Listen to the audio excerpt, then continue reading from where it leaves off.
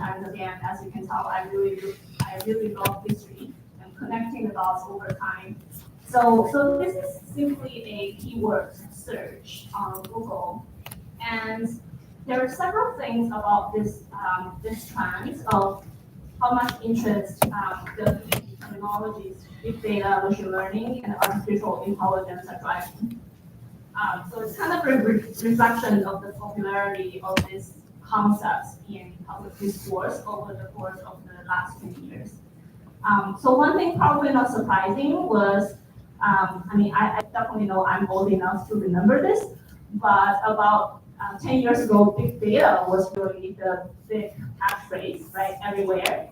And that's represented by the blue line here. And from that phase, there was a lot of infrastructure build, and cloud computing was really becoming a thing as well. And that really serves as a prerequisite for the democratization of machine learning and even more recently, artificial intelligence. So the line really crossed between the blue and red lines, so red lines machine learning, in about like mid-2010-ish as well. But what's even more striking is the rapid rise of artificial intelligence in the last couple of years. So, I'm going to share you guys the difference between the two. And AI, that suddenly the attention and focus on AI is now surpassing the not very distant cousin or president of machine learning.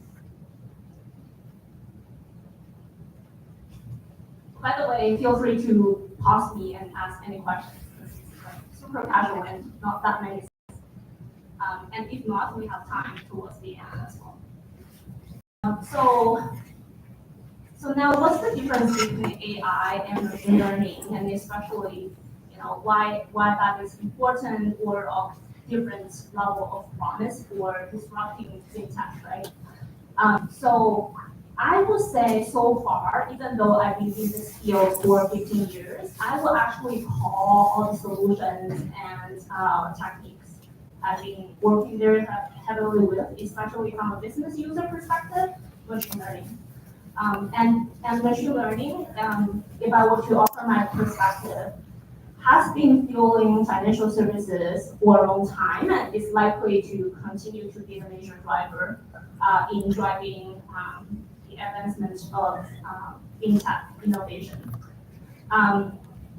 Artificial intelligence, as I was alluding to, really carries more of a magical moment when it comes to, hey, the actual experiences and outcome you're experiencing, as compared to fintech, where a lot of things are happening behind the scenes. So you really want your financial services company, banks, to be making the right decisions on behalf of you, but you don't necessarily want to interact with your bank that much, right?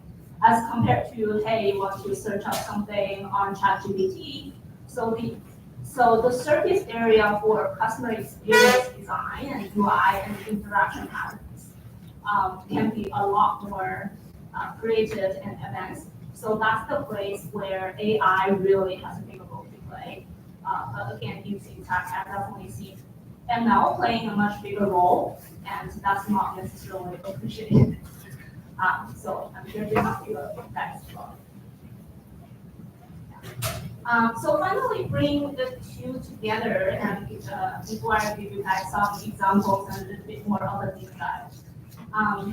You may wonder, okay, so what's the relationship between AI, ML, and finance, or what kind of patterns we have seen in the application, right? So kind of like conceptually, as I was alluding to, the sheer amount of data that's transpiring in the financial services sector, especially consumer finance. So that's the centerpiece, and that underpins everything, and that makes financial services a really a prime target for AI ML innovation. And a little bit, going down a little bit further, when we think about financial services, especially consumer finance, basically these four quadrants cover all the potential use cases, right? you want to manage your money. Personal finance also means that there are some complex transactions. So, like, I've not heard of a single-digit bank without a call center. So you need some level of support. Financial services, banking is a risk business. So you want to make sure you are approving the right transactions, opening accounts to the right people, not giving money away to money launderers. So the whole decisioning piece is really important element, especially behind lending and credit card services. Last but not least, and I've not been doing a great job managing my own insurances, but insurance is the other element that's pretty is a natural tie with machine learning AI because of the nature related to forecasting out what are the potential outcomes. So as you can see, it's really a match made in heaven because of the intrinsic nature of banking and personal finance, where forecast is an element, personalization and money being so personal, and understanding what you need, how you transact, where you may fall short in terms of cash flow. That's a place you can play a role. And last but not least, the whole piece, the whole intelligence layer behind the decision-making process to rent a loan, opening an account, things.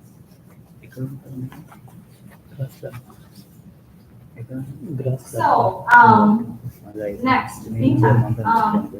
So fintech is kind of an interesting catchphrase because now it's so well known. It sort of feels like everybody understands fintech, but if we were to think a little bit about why it has even its own words, right? This is probably not an Oxford Dictionary recognized word, but why has it become part of our everyday language, and what does it mean, and why is it such a significant category that is attracting so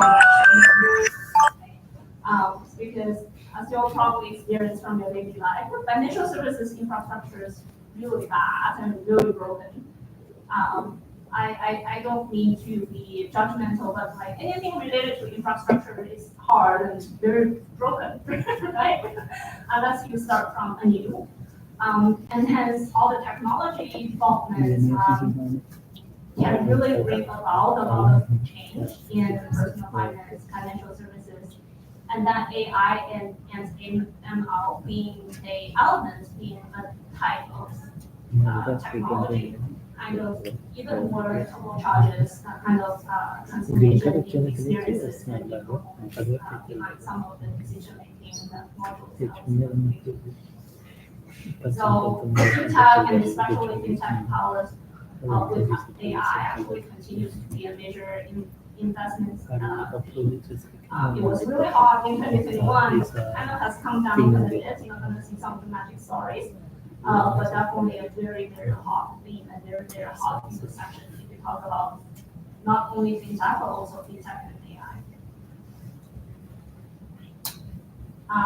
So I think like this is probably the last slide before I want to talk to you guys about some specific use cases, and especially fintech companies that are using AI in a big way, and in fact, they would not even be born.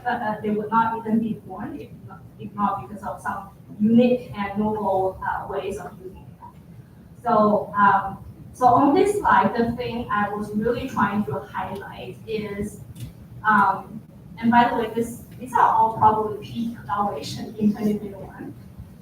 If you look at some of these like familiar names in the fintech industry, Stripe or Chime, right? They're really achieving scale very rapidly because of two things. Firstly, financial services in general is an infrastructural play. So Stripe basically started out more on the payment side, and payment is a huge pain in the back. So coming from Visa myself, I kind of know like Visa has been around for 30 years, and a lot of the things have not necessarily changed for 30 years.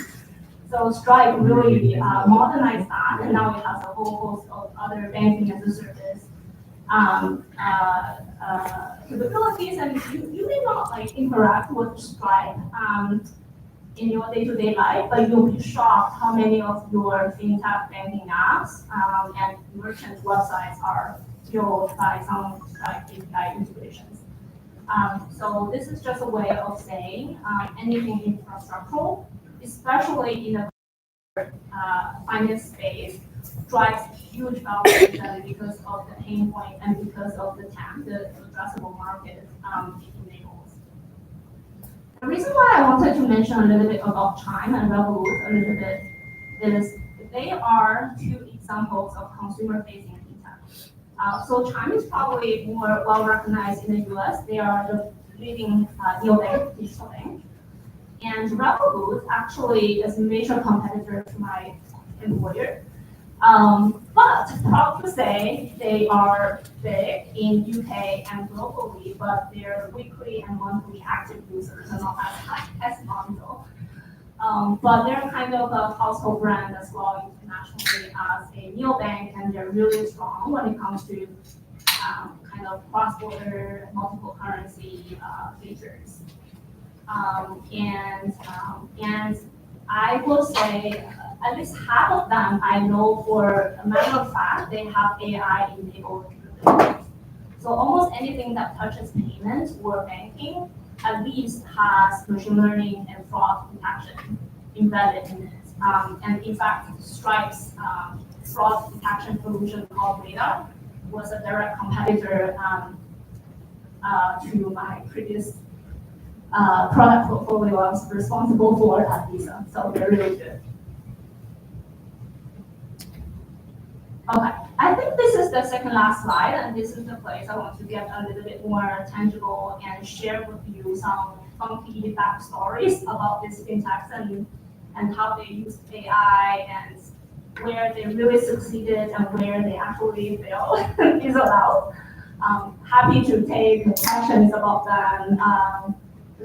Because these four are really representative of the four like vertical, sub-verticals or use cases I was alluding to. So how many of you have heard of Lending Club? Okay, a few, not many, right? How many of you have heard of Affirm? Wow, okay, not surprisingly more. So when I was in business school 10 years ago, Lending Club was the darling of fintech. They're probably the company that kind of created the name fintech. And this is really important because coming back to the point where decision underwriting is such a high stake thing for any financial services, and hence a lot of people didn't have access to credit. So the Lending Club, it was founded by a French guy. I wouldn't say they really cracked the code, but they really solved the need of reducing the interest rate for a lot of people. So Lending Club basically, when they started more than 10 years ago, the concept was really simple. Right? I don't want to pay the 25% APR on my credit card. I want to consolidate the loans. Like, where can I get a lower rate? And you'll be surprised, there are not many avenues. So P2P was only one element of it. I think 10 years ago was probably also the place the whole social network became a thing. So the founder, the French guy, had the idea, how about having people borrowing from each other? Maybe that kind of social network would, give more accessibility to credit. And that sort of works. But actually, the more important piece that really enabled this early success is when it comes to credit underwriting, meaning, hey, do we even know if this person is going to pay back and hence grant him or her the loan? Really got a huge amount of boost based on the fact that Lending Club was using additional information they captured on the website to underwrite loans. This is probably a little bit esoteric, and that's actually very hard to do, even though intuitive, because as you guys know, like the whole credit business is highly regulated in the US. So you can't just decide whatever data you can use, right? You cannot use like, oh, how many friends I have on Facebook, and use that to predict how likely you are to repay the loan, even though I'm pretty sure that's likely to be very predicted. But Lending Club was one of the first to start using user input information like, oh, I plan to consolidate my credit card debts and get a loan from Lending Club to buy a wedding ring as compared to repair a car. So even as simple as things as simple as those categories of purposes we're getting the money to use for was actually a very, very good feature in their model. And that whole thing continues to be an aspect of innovation in the whole ML and AI innovation space for fintech in general, using more and more interesting data to the extent that it's not illegal, but using it in an interesting way in underwriting and approving more people.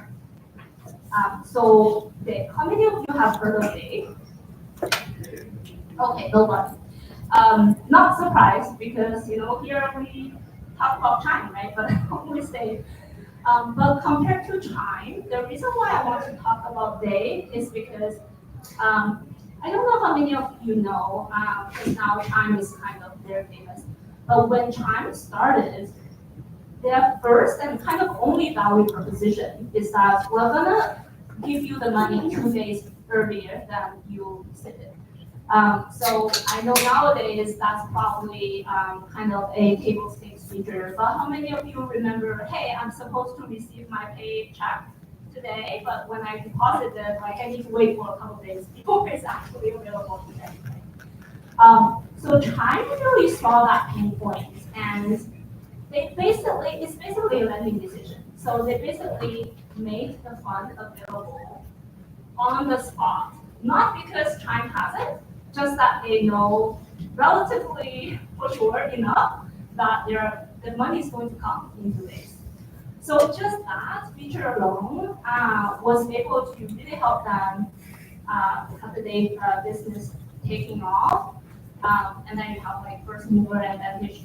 And I was at Capital One, and like we were shocked and scared by obviously like traditional things. We're scared of fintech in general, but all the more we are very scared what a tiny change would generate so much demand that so many people would in fact and go to a place like Chime. However, Dave actually takes that to a whole new level. But obviously, they never managed to scale to the level of Chime. But actually, Dave is profitable, and I believe Chime not necessarily. So they, similar to Chime, really doubles down on solving just one customer pain point in their financial life. And the pain point is, so how many of you still know like overdraft fees or still get $25, $35, right? And I have to say like that thing is quite a shame in this country as well. Because the founder of Dave, and I actually know him personally because I helped him get a Series B funding from Capital One Venture. So this was inspired by the founder's personal life. He was a serial entrepreneur, so he basically was dabbling with other things before founding Dave, and he didn't have money. Not saying any of you being entrepreneur he doesn't have money, but he did. So one situation he ran into again and again, and then he hated it to the extent that he created a company for it, is that when he buys a cup of coffee, and back then Starbucks latte was still pretty cheap, sometimes he doesn't remember he only has $2 in the bank account. So the bank would let him overdraft, meaning going negative balance for $1.05, but would charge him a $35 overdraft. So, I mean, that's obviously egregious by today's standards. traditional banking services, they have their own justification. I remember in my business school, we even had a 20-page case study on it in terms of why we should, not eliminate overdraft fees because we want to correct people's behavior. That's another story. So he created this fintech called Day, where once the app is integrated with your banking app, right? Through cloud or open banking Europe, they're not in Europe still. It will actually make predictions based on the transactions, your past transactions, as well as usually when your payday is and how much money that comes in, so that when you're going to go about going to negative balance, they actually proactively, automatically front you $30, so that you never go home under the zero deposit, and hence you're not gonna be hit with a 35 overdraft. So as you can imagine, their value prop stemmed from the ability to sort of make accurate predictions on your cash flow and spending needs.